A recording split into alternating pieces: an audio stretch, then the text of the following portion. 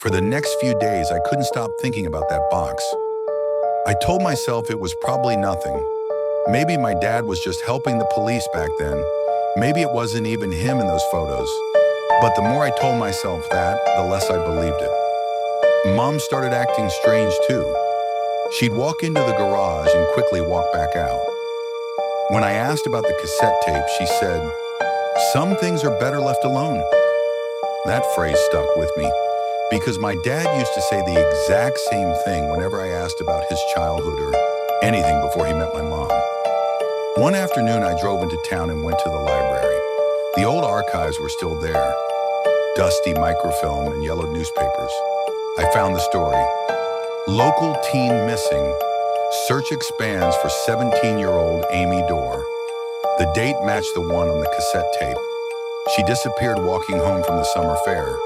No witnesses, no leads. But in a photo of the search party, there was my dad again. You couldn't miss him. Same jacket, same baseball cap he always wore.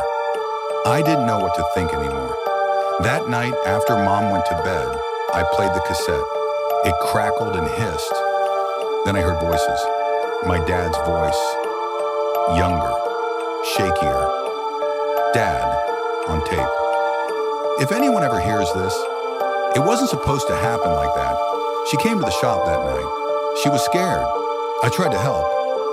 Then silence, then a car door slamming, then the sound of waves.